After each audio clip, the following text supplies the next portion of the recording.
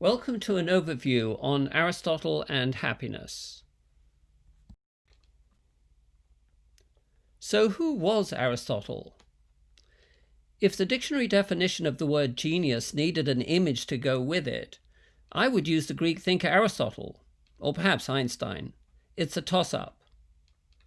On top of being one of the most influential philosophers in history, Aristotle pretty well invented the way we classify the various branches of knowledge we use today, including physics, metaphysics, psychology, ethics, etc. So it's no surprise that it was Aristotle who was the first person in history to talk about a science of happiness, if we think of happiness as a new field of knowledge, and not only a word to describe a temporary emotion. So before we talk about Aristotle's view of happiness, we need to talk about the word that he used for happiness in Greek, eudaimonia. Now, the word happiness is a pretty fuzzy term. Leading thinkers mostly talk about it in two quite different senses. Number one, a state of mind, a psychological state. And number two, it refers to a life well lived, realizing one's full potential as a human being. Pretty well refers to life satisfaction.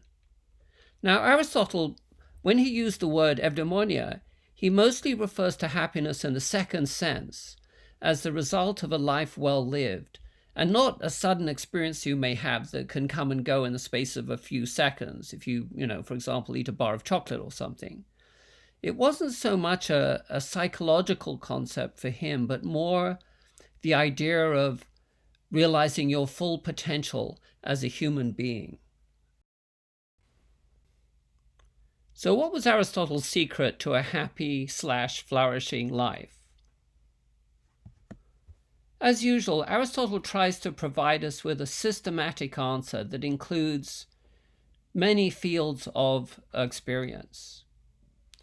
So if you would summarize it in one sentence, I guess you could say that for Aristotle, eudaimonia was what he called the exercise of moral virtue. It required action. It required the cultivation of habits.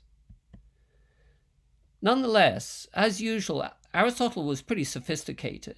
So although he thought that virtue was the core requirement of happiness, a genuinely full life required more than that. I couldn't resist putting this photo up here. Friendship for Aristotle was especially important, and what he called the virtuous friendship, which he thought was the idea of thinking about a friend so profoundly that you were ready to sacrifice your own well-being for the sake of your friend. But it wasn't only friendship and moral virtue that were important. You needed to have physical well-being. And actually, he was one of the only philosophers in history to talk about the link between physical well-being and happiness, which has now been scientifically proven. I don't know why philosophers don't talk about physical well-being as a component of happiness, perhaps because they enjoy their armchairs a little too much. And on top of physical well-being, Aristotle thought that knowledge, or practical knowledge, which we would call wisdom, was a key component of happiness. If you'd like to learn more about the philosophy of happiness as well as the psychology of happiness and its application to daily life, you could try our free mini course. And the topics we include are what happened to happiness, an introduction to the science of happiness, introduction to the habits of happy people, which summarizes the many scientific discoveries that have been made in the last few years. And finally, if you finish the mini course, you get a 50% coupon to the proficiency course. Now, the proficiency course goes into detail on the habits of happy people, the theory and the practice. We talk about some dramatic new scientific discoveries, such as our relationship with nature, what we would call biophilia, the discovery of the microbiome, the amazing link between the gut and the brain, and especially these amazing bacteria that live in our gut and create the neurotransmitters that we need for our well-being.